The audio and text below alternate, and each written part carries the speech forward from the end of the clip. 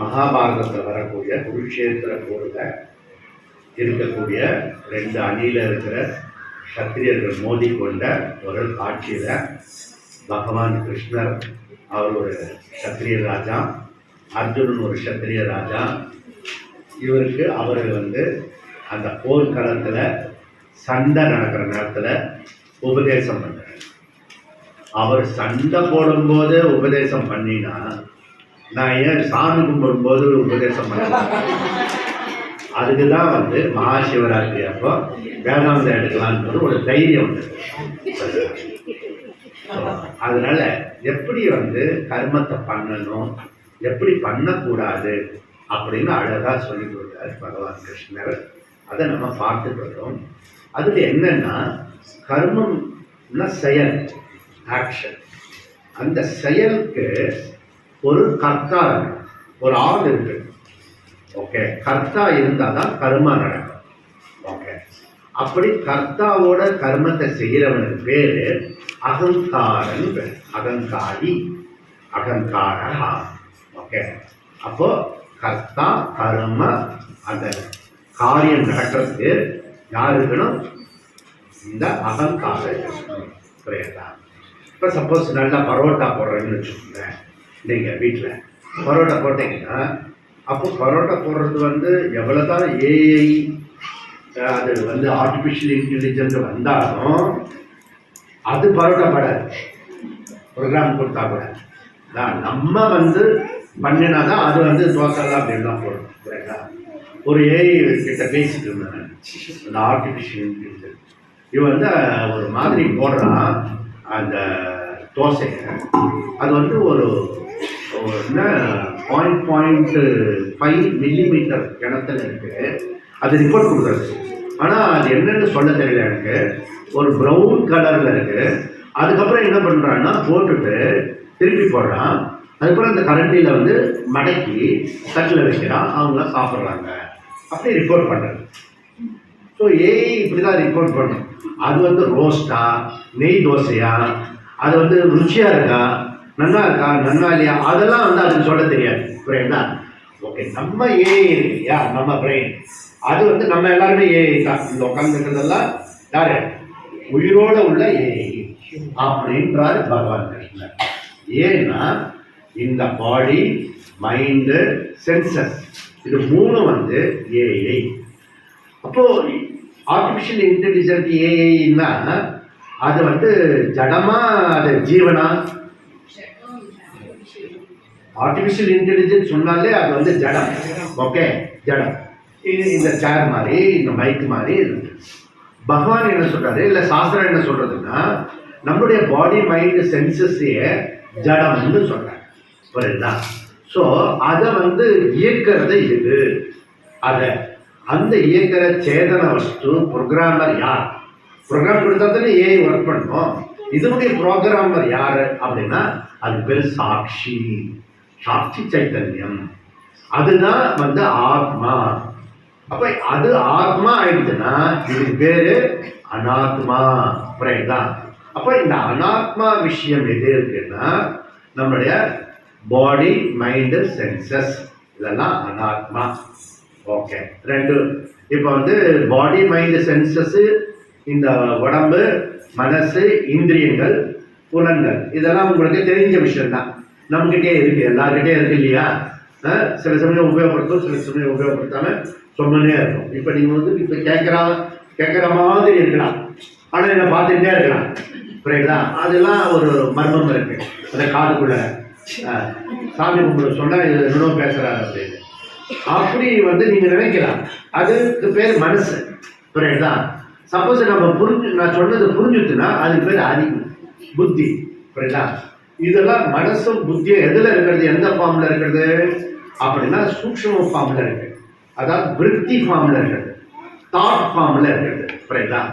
அந்த தாட்டில் வரக்கூடிய எண்ணங்களை ப்ராப்பரா நம்ம யூஸ் பண்ணிட்டோம்னா யூ ஆர் த கிரேட் பர்சனா மாறிடுவோம். புரியுதா? அதுல இப்ப நான் விளையாட்டா சொல்ல போய் 3 விஷயம் டக்குன்னு சொல்லிட்டேன் இந்த கிளாஸ்ல. என்ன சொல்லிட்டேன்னா ஆத்மா, அனாத்மா, அகங்கார, கர்த்தா, அப்படி 3 விஷயம் சொல்லிட்டேன். ஓகே, அப்போ ஆத்மான்றது நமக்கு வந்து புரியாத புதிரா இருக்கு. அதுதான் சயின்ஸ் எல்லாம் கண்டுபிடிக்கிறதுக்கு ட்ரை பண்ணிட்டே இருக்காங்க. அதுதான் ஒரிஜினல் ப்ரோக்ராமர். இந்த ஹோல் யூனிவர்ஸுடைய சிஸ்டம் வந்து ஆர்டரா இருக்கிறது. இப்போ இருக்கிற ஆர்டரா இருக்கிறதும் சமநிலை மாறிட்டு இருக்கு. ஓகே, அந்த பக்கம் அமெரிக்கா, இந்த பக்கம் சைனா தத்தளிச்சுட்டு இருக்குது. 2 வல்லரசு நம்ம கிட்ட மாட்டிட்டு. இன்னும் ஃபியூச்சர்ல 47 நிகழ்ச்சிட்டு பாரதத்துல டோட்டலா வந்து பாரதம் வந்து நம்முடைய பாரதத்தினுடைய ஸ்திதி வந்து ஆக்கிரமிக்கிறதுல அரவணைக்கிறது. மற்றவெல்லாம் என்னன்னா ஆக்கிரமிக்கிறாங்க. நம்ம என்ன பண்றோம்னா எல்லாரையும் அரவணைச்சிருக்கோம். அது நம்ம கிட்ட நம்மளை அடக்கி மிதிச்சு ஷூ காலில் எட்டி உதச்சவன்லாம் வந்து கையை கட்டிட்டு ஐயா கையெழுத்து போடியா அக்ரிமெண்ட்ல அப்படின்னு சொல்லி 27 ஐரோப்பிய கண்ட்ரிகள். மனசு எவ்வளவு குளிர்ந்து தெரியுமா எனக்கு? உங்களெல்லாம் குளிர்ந்துதான் தெரியல. இந்த திருட்டு பயில நான் வந்து ஸ்கூல் படிக்கிறதுல திட்டிட்டு இருக்கேன். இங்கிலீஷ்காரன் அவெல்லாம் கையெழுத்து போட்டு ராஜா சார் அங்கே போட்டுருவேன் அப்படின்னு சொல்லிட்டு மோடிஜி கிட்ட கையெழுத்து வாங்கிட்டு போனாங்க. இவர் கையெழுத்து போட்ட உடனே அவர் 50லேருந்து 25 ஆக்கி 25 18 ஆக்கி 18 அவரு கை கட்ட ஆரம்பிச்சிடாரு. Trump, Ronald Trump. புரியுதா? இதெல்லாம் வந்து நடந்துட்டு இருக்குன்னு சொல்லுவாங்க. இந்த பக்கம் நம்ம வந்து இவனையே நம்பிட்டு இருக்க மாட்டோம். அந்த பக்கம் போவோம் ஆப்பிரிக்காவுக்கு. இப்பதான் இந்த பக்கம் ஆஸ்திரேலியாவுக்கு போவான். ஏற்கனவே நம்மளை அடக்கி ஆண்டவங்க 200-300 வருஷம் யூகே அவன் வந்து ஃப்ரீ ட்ரேட் பண்றேன்னு சொல்லிட்டான். சரிங்களா? இதெல்லாம் வந்து அவர் பார்த்தது ஞாபகத்துக்கு வந்து ஓகே. பின்னாடி ஆடிட்டு இருக்காரு, முன்னாடி ஆடிட்டு இருக்காரு. இதை சொல்லாம நான் எப்படி கிளாஸ் போக முடியும்? சரிங்களா? அதனால வந்து ஸோ இந்த ட்ரேட் டீல் வந்து ஸோ இங்க நீங்க பாத்தீங்கன்னா கோவாவில் போய் 77 அடிக்கு வந்து ராமர் சிலையை திறந்து வச்சுட்டு வந்தாரு நரேந்திர மோடி. ஏன் 77, 78 வைக்கிறது, 79 வைக்கிறது, 80 வைக்கிறது, இல்லை 75 அப்படி அவர் வயசுக்கு தகுந்தாப்புல 75 வச்சுக்கலாம்ல, ஏதாவது வச்சுக்கலாம். 77 தான் கணக்கு. அப்படி எல்லாருக்கிட்டையும் கேட்டேன். என்னப்பா இது புரியவே இல்லை. அதுக்கப்புறம் ஜனவரி 26 வரும்போது தான் 77வது குடியரசு தினம். அதை ஒட்டி 77 முன்னாடி போய் திறந்துட்டு வந்துட்டாரு. எவனுக்கும் புரியல. 77 அவ்வளோதான் வந்துட்டு போனதுக்கு திறந்துட்டு வந்துட்டாரு. அவன் எல்லாமே வந்து பெரியவங்க செய்யறது கொஞ்ச நாள் கழிச்சு தான் புரியும். சில பேர் புரியுதா, எப்பயுமே புரியாம ஒரு குரூப் இருக்கு. புரியுதா? பார்லிமெண்ட்ல கத்திட்டு இருக்கோம். அது ஜோதி பண்ணி உள்ள போய் இதுல கல்ச்சரை வச்சுட்டு போவான். புரியுதா? இதெல்லாம் தமிழ்நாட்டோட கல்ச்சர் இல்லை. பாவம், தமிழ்நாட்டை கேவலப்படுத்துறாங்கன்னு வச்சுக்கோங்களேன். அதெல்லாம் அசிங்கமான விஷயம் நீங்க நம்ம கிளாஸ்ல பேசணும். ஓகே, இப்போ வந்து அப்போ 2 விஷயம் இருக்கு, 3 விஷயம் இருக்கு. ஒண்ணு வந்து ஆத்மா, இன்னொன்னு அனாத்மா, இன்னொன்னு அகங்காரம். இந்த நான்னு சொல்றோம் இல்லையா, அகம்னா நான். அகம் சமஸ்கிருதத்துல சொல்றோம், நான் என்ற தமிழ், இங்கிலீஷ்ல வந்து ஐ அப்படின்னு. நம்ம நான்னு சொல்லாத நாலு ஒரு நாளும் கிடையாது. நான் நீங்க சொல்லிக்கிட்டே இருப்பீங்க. காலையில எழுந்தோடனே நான் என்ன பண்ணேன் தெரியுமா, நான் வந்து சரியாவே தூங்கலை இன்னைக்கு சிவராத்திரி வேலையா, அங்க வந்து தூக்கி வேலையை போறேன் அப்படின்னு. அப்ப நான்ன்றத சொல்லிக்கிட்டே இருக்கும். இப்போ எனக்கு வந்து தூக்கமா வருது அப்படின்னு சொல்றேன். நான் யாரு? ஆத்மாவா, அனாத்மாவா, அகங்காரமா? அனாத்மா. அனாத்மாவுடைய கண்ணை வந்து சொல்றான், சொக்கிறது அப்படி தூக்கம் அப்படியே முதல் ஜாமத்துக்கு இன்னும் ஆரம்பிக்கவே இல்லை. முதல் ஜாமம் அதுக்கே இப்படி சொக்கனா எப்படி இருக்கும், 4ஆம் ஜாமத்தில் எப்படி இருப்பியோ தெரியல. அதனால வந்து ஸோ விழிப்பா இருக்கணும். அப்படின்னா அந்த விழிப்பு இல்லை. தமிழ்ல கருத்தோடு சொல்ற விழிப்பா இருக்கு, அந்த விழிப்பு இல்லை. கண்ணு தொடர்ந்து விழிப்பா இருக்கு. புரியுதா? நீ எப்படி விழிப்பா இல்லைன்னா கூட பரவாயில்ல, ஆனா விழிச்சுன்னு இருக்கணும். அதுக்கு பேர் மகா சிவராத்திரி. புரியுதா? அப்போ கர்த்தா தான் கர்மத்தை பண்ண முடியும். கர்த்தா கர்மத்தை பண்ணணும்னா எந்த கர்மம் பண்றதுக்கும் நமக்கு எப்படி இருக்கணும்னா ஒரு காரணம் வேணும். இப்ப வந்து தோசை போடுறதுக்கு, பரோட்டா போடுறதுக்கு, சப்பாத்தி போடுறதுக்கு என்ன வேணும்? அந்த தோசை கல்லு வேணும் இல்லையா? அந்த காரணம் வேணும். புரியுதா? அதெல்லாம் வேணும் நமக்கு. அதுக்கு பேர் காரணம். அப்போ கர்த்தாவாகிய நானு, காரணமாகிய அந்த இன்ஸ்ட்ருமெண்ட் எல்லாம் வச்சுக்கிட்டு அப்படி திருப்பி ஒன்றா போட்டேன்னா அந்த அப்படியே கருப்பு ஷேடோட ஒரு தோசை போடுவேன். அந்த வீட்டுக்காரர் பாவம் அவருடைய தலையை எடுத்து புரியுதா? யாரும் வந்து ஒய்ஃபை வந்து திட்டக்கூடாது. இனிமேல் நான் வாங்கிட்டு வந்த பிராரத்த கருமம் அப்படின்னு தலையிலேயே அடிச்சுக்கூடாது. புரியுதா? கரெக்டாக பண்ணு. இப்படிதான் வரும். எப்பயாவது இந்த பக்கம் எல்லாம் இந்த மாதிரி ஷிபிருக்கு வந்தீங்கன்னா நல்ல தோசை கிடைக்கும். புரியுதா? அதுதான் உங்களை வந்து மாசத்துக்கு ஒரு தடவை கூப்பிடுறது. புரியுதா? வீட்டு சாப்பாடே சாப்பிட்டு அது போர் அடிச்சு பிறகு இப்படி கொஞ்சம் கலர்ஃபுல்லாக சாப்பிடுவோம் அப்படின்றதுக்காக. புரியுதுல்ல? அப்போ போடுறதே கொஞ்சம் நல்லதா போடுறது. புரியுதா? ஆனா இதுல என்னன்னா 3 ஃபேக்டர் இம்பார்ட்டன்ட். நான் இருக்கணும், இப்போ புரியுதா? அப்புறம் வந்து அந்த இன்ஸ்ட்ருமெண்ட் இருக்கணும், அப்புறம் ஆக்ஷன் இருக்கணும். இது பண்ணினான்னா அதுக்கு பேர் கர்மா. ஓகே, இந்த கர்மா பண்றவனுக்கு பேரு கர்த்தா. இந்த கர்த்தாவை கரணத்தையே வந்து நானுன்னு சொல்லிட்டோம்னா அதுக்கு பேரு அத்தியஸ்தம். அத்தியஸ்தம்னா மிஸ்டேக், எரர் அப்படின்னு சொல்லணும். அது வந்து தவறு. நீ கர்த்தான்றது ஆர்சி. ஆர்சினா என்ன அப்படின்னா ரிஃப்ளெக்ஷன் கான்சியஸ்னஸ். ஓகே, ரிஃப்ளெக்ஷன் கான்சியஸ்னா என்ன? பிரதிபிம்ப சைத்தன்யம். அப்படின்னா என்ன? அப்படின்னா என்னன்னா நீ டெய்லி வந்து கண்ணாடியில பாக்குறீங்க ஒரு முகத்தை, அது உண்மையான முகமா பொய்யான முகமா? கண்ணாடியில நம்ம பாக்குறோம். நான் கண்ணாடி பார்த்ததே இல்லை அப்படி சொல்றோம். யார் இதுல? கேள்வி அபத்தம் இல்லையா? கண்ணாடி பார்க்காம இருக்குமா? எப்ப நம்ம வெளியில வரமோ அப்ப வந்து கண்ணாடியை பார்த்துட்டு தான் வெளியில வரணும். ஏன்னா அவசர கோலத்துல அள்ளி தெரிச்ச மாதிரி வரக்கூடாது. புரியுதா? ஏன்னா நம்ம எப்படி வேணா இருக்கலாம், ஆனா வெளியில பாக்குறவங்களுக்கு நம்ம அழகா இருக்கணும், அழகா இருக்கிற மாதிரி இருக்கணும். புரியுதா? எப்படியா இருக்கணும். ஓகே, அது ஒரு இதுவா இருக்கணும். புரியுதா? அப்போ வந்து இதெல்லாம் வந்து கண்ணாடியில பார்க்கணும் இல்லையா? அந்த முகம் பொய்யான முகம். அந்த பொய்யான முகத்தை பார்த்து நீ வந்து வந்து டெய்லி வந்து ஏமாந்து போற. ஒரிஜினல் முகமே இல்லை, அந்த முகத்தை நீ ஸ்டைலா என்னென்னோ பண்ணி ஏதோ பண்ற.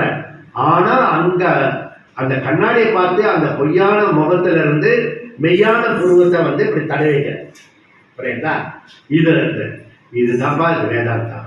ஓகே, அந்த பொய்யான விஷயத்துல இருந்து மெய்யை கண்டுபிடி, உண்மையை கண்டுபிடி, சத்தியத்தை கண்டுபிடி, நீ யாருன்னு கண்டுபிடி அப்படின்னு சொல்றோம்.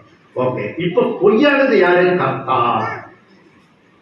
இந்த கர்மம் பண்றானே அவன் தான் பொய்யான முகம்.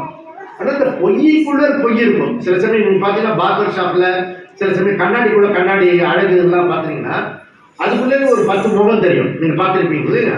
அந்த மாதிரி அதுக்கு பேரு சோபனாத்தியாசம். அதுக்கு பேர் என்ன?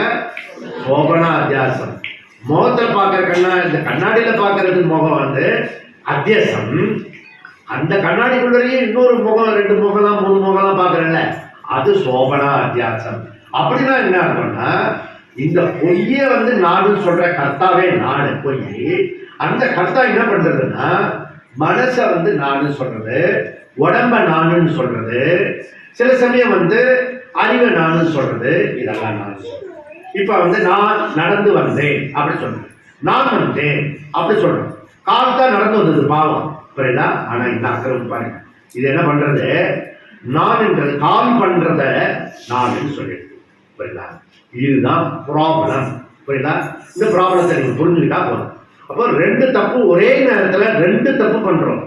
ஒண்ணு வந்து பொய்யான முகத்தை வந்து பண்றோம், 2வது வந்து இன்னொரு ஆளு இல்லாத ஆள அனாத்மா வந்து ஆகாமன்னு சொல்லிடுறோம்.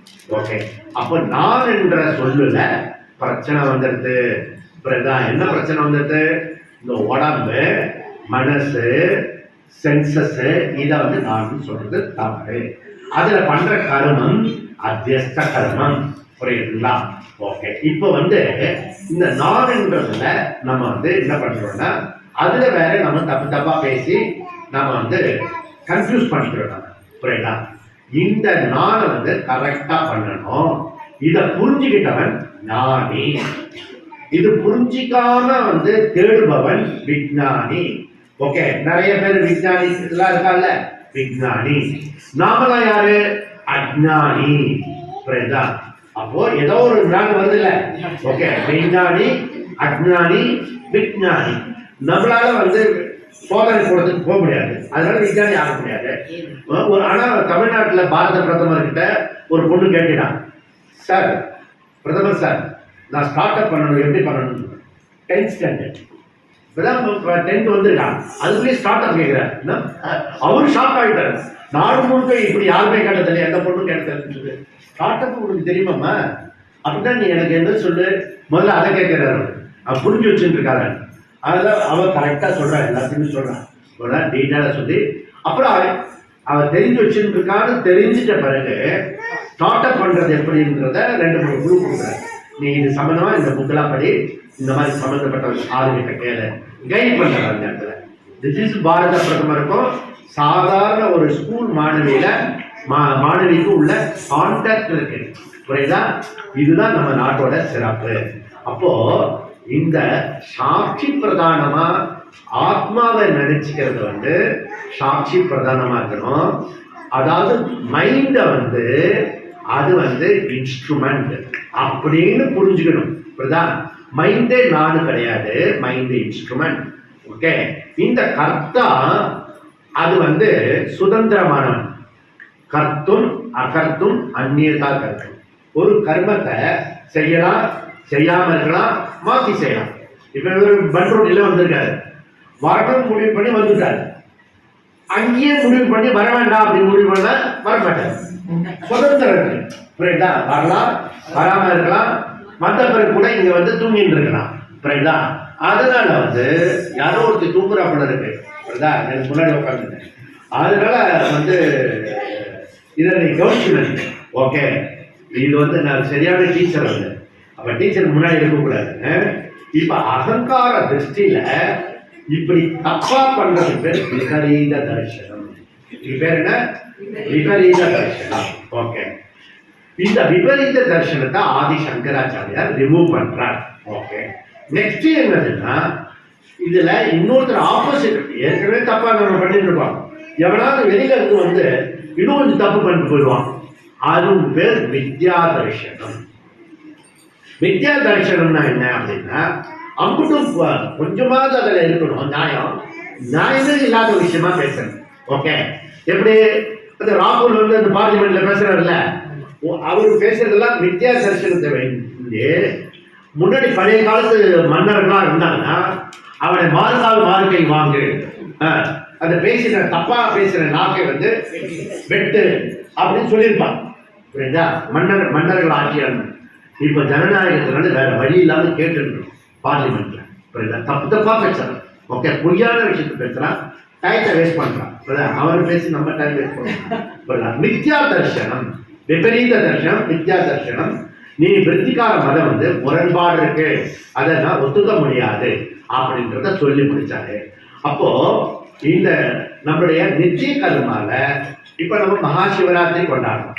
மகாசிவராத்திரி கொண்டாடினா நமக்கு கைவேல பலன் என்ன? புண்ணியம், புரியுதா? நமக்கு புண்ணியம் கிடைக்கும். சப்போஸ் இந்த மகாசிவராத்திரியில நீ வந்து பக்தியோட ஸ்ரத்தையோட அந்த நமச்சிவாய சொல்லிட்டு அந்த பகவான மந்திர நினைச்சுக்கிட்டே இருந்தேன்னா நீ வந்து என்ன ஆகும்? ஸோ உனக்கு அதில் சித்த சுத்தி உண்டாகும். ஓகே, மனசு பக்குவமாகும், புரியுதா? அந்த பக்குவமாகறதுக்கு வந்து உதவி செய்யும். அதனால இது வந்து பக்குவமாகறதுக்கு நம்ம சித்த சுத்தி உண்டாகும். கர்மம் வந்து 2 விஷயம் கொடுக்கறது. ஒன்று வந்து சித்த சுத்தி கொடுக்கறது முக்கியமான பலன், இன்னொன்று வந்து புண்ணியத்தை கொடுக்கறது.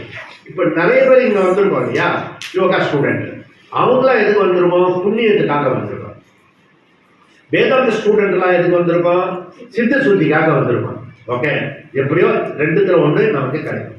ஆனால் இந்த விருத்திகார மதம் ஒரு மதம் இருக்கான், அவன் அம்புட்டு போதையும் அப்படியே இதுவா சொல்றான், மாற்றி சொல்றான். என்ன சொல்றான்னா, நீ கர்மா பண்ணணும், இந்த பூஜையெல்லாம் பண்ணணும், அதெல்லாம் கண்டிப்பா பண்ணணும், ஆனா பலன் கிடைக்காது அப்படின்னா.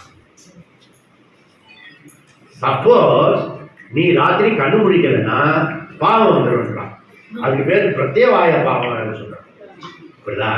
நம்ம என்ன சொல்றோம்? இது தப்பு, இது தவறு. ஓகே, ஸோ கர்மா பண்ற அளவுக்கு எவ்வளவு கர்மா பண்றோமோ அந்த கர்மத்தை பொறுத்து புண்ணியம் கிடைக்கும். ஒரு ஜாபம் தான் கை முடிக்கிறேன்னா அதுக்கு புண்ணியம் கிடைக்கும். 2 ஜாபம் பண்ணோம்னா அதுக்கு புண்ணியம் கிடைக்கும். புரியுதா? எவ்வளவு கிடைக்குமோ அது புண்ணியம் நமக்கு வந்து கிடைக்கும். புரியுதா? இந்த வியாகர பாகரர் இருக்கிற அந்த கோடம் பக்கத்துல, புலியூர் அந்த கோடம் பக்கத்துல அங்க வந்து அந்த மேல வந்து புலி இருக்கும். புரியுதா? புலிக்கு வந்து கீழே இருக்கும். புரியுதா? அது பயந்துட்டு மேல இருப்பான். புரியுதா? அந்த மனுஷன் என்ன பண்ணான்னா எங்கேயாவது தூங்கி கீழே புலிகிட்ட போய் விழுந்துட்டோம்னா, புரியுதா? அதனால என்ன பண்ணுவோம், இந்த மாதிரி மகாசிவராத்திரி அன்னைக்கு என்ன பண்ணான்னா அந்த பில்வ மரம், அந்த பில்வ மரத்தை ஒன்னொன்னா பறிச்சு கீழே போட்டான். அதுவும் நமசிவாயக்க நான் சொல்லலை, பயந்து தூக்கத்துல தூக்கிதான் கீழே விழுந்துடாம இருக்கிறதுக்காக பில்வத்தை இப்படி போட்டான். பில்வத்தை போட்ட உடனே அவனுக்கு அந்த சிவராத்திரி கண்டுபிடிச்சி பில்வத்தை போட்டதுனாலே அவனுக்கு வந்து புண்ணியம் கிடைச்சது, சொர்க்கம் போயிட்டான். புரியுதா? ஓகே. ஸோ நாம இங்கே விட்டோம்னா திருப்பி சென்னைக்கு போயிடுவோம். அது சொர்க்கமா நரகமான நீங்க தான் முடிவு பண்ணணும். Okay okay. வேதாந்தம் என்ன சொல்றதுன்னா இந்த நித்திய கர்ம பலனை தரும் அப்படின்னு. ஓகே. அப்போ இந்த விஷயம் வந்து கர்ம பண்ணினாலும் கர்ம பண்ணாத மாதிரி இருக்கலாம். அந்த கர்ம ரகசியத்தை பகவான் சொல்லுவார். அகம் கர்த்தாரம் அப்படி அகர்த்தாரம். நான் கர்த்தாவா இருந்தா கூட நான் கர்த்தா கிடையாது. ஏன்? அகம் அவ்யயம் அப்படி சொல்றேன். அப்ப அகம் கர்த்தாரம் கொடுக்கணும், அகம் அகர்த்தாரம் கொடுக்கணும், அகம் அவ்யயம் கொடுக்கணும். அகம்ன்ற சொல்ல மும்முறை சொல்றார் பாக்கியக்காரர் சங்கர். என்ன சொல்றாரு? நான் சொல்றதை திருப்பி சொல்றேன். தது ஏதது கர்மணி அகர்மாதி தர்ஷனம் ஸ்தூயதே. வாயில வந்து கூட எல்லாமே வரும், கொஞ்சம் யோசிச்சா வரும். புரியுதா? இப்போ இந்த தர்ஷனம் தூயதே. தர்ஷனம் என்றது நாலேஜ், விஷ்ணம், ஞானம். ஓகே. தூயதே தர்ஷனம். அந்த பஷ்யதி சொன்னாரு 18ல. அந்த பஷ்யத்தை கன்வெர்ட் பண்ணி தர்ஷனம் என்ற ஆச்சாரம். ஓகே. அப்போ தத்தே அதே தது கர்மணி அகர்ம தர்ஷனம். அதாவது கர்மத்தில் அகர்மத்தை பார்ப்பவன், அகர்மத்தில் கர்மத்தை பார்ப்பவன் யாரோ அவன் வந்து ஞானி அப்படின்றத ஆச்சாரியர் ஸ்தூயதே சொல்லப்பட்டது. இப்பொழுது என்னன்னா நான் வந்து எப்பவுமே அகர்த்தா ஆத்மா, அகங்காரம் எப்பொழுதுமே கர்த்தா. ஓகே. அதனால அகர்த்தா அத்தியஸ்தம் நீங்கினா நீ எப்படி ஆயிடுவ? நித்திய சுத்த முக்த முக்த ஆத்மா, நீ ஞானி ஆயிடுவ. புரியுதா? அகங்காரம் எப்பவுமே கர்த்தா, ஆத்மா எப்பொழுதுமே அகர்த்தா. ஸோ அகர்த்தா ஆத்மா அகம், கர்த்தா அகங்காரம் நான் கிடையாது. இப்படி புரிஞ்சுக்கிட்டவன் யாருன்னா அவன் பேர் ஞானி அப்படின்னு சொல்றாரு. இதுக்கு அடுத்தது இது. அப்போ நம்ம நம்ம மனசை அப்படி தட்டி விட்டோம்னா, நீங்க அப்படி போய் ஒரு ரூம்ல கதவை சாத்தி குவாரண்டைன், நான் இப்படியே பேசுறோம். முன்னாடி சாமியை பார்த்து இப்படி பேசுறா, சன்னியாசி பார்த்து இப்படி பேசணும் மரியாதையா. எல்லாரும் பகவான் இப்படி பண்ண வச்சுட்டாரு. இதுதான் பகவானுடைய விவிக்த தேச சேவித்தும் போடாதான் போல. அதனால அவர் பண்ணிட்டாரு. புரியுதா? சொந்த வீட்லயே தனியா ரூம்ல போட்டு அங்க ஒரு சாப்பாடு கொடுப்பாங்க. பாப்பா ஒரு தடவை பாக்குற கொஞ்சம் கூட நோ நோ நோ சுமதி கொடுமையா? பாப்பா அப்பாவே வந்து கேட்கிறான்னு வச்சுக்கோ, ஏன் பிள்ளைக்கு கொடு, கொடுக்குமா? கொடுக்குமா? அவரு கேட்க ஏன் குழந்தை, புரியுறதா? அப்போ அந்த விஷயத்துல ரூம்ல இருந்தவங்க, கோவிட் வந்தவங்க, அவங்க பிளாஷ்பேக் பண்ணி பாருங்க. எப்படிலாம் நீங்க இப்படியெல்லாம் நின்றீங்க அப்படின்னு. இப்போ எங்க மாண்புமிகு காணும் போயிட்டாரா? சரி. லட்சுமி எங்க இருக்காங்க? அவங்கவுங்க குழந்தைங்களை எப்படி பார்க்குறீங்களோ அந்தந்த சாஸ்திர கணால இருக்கிற ஆளுங்களை எப்படி பார்த்துக்கணும். ஆள் வந்திருக்கா வரலையான்றதை பார்த்துக்கணும். சும்மா பிரமுக்கு சக பிரமுக்கு பாராயண பிரமுன்னு சொல்றது எதுவும் இல்லை. புரியுதா?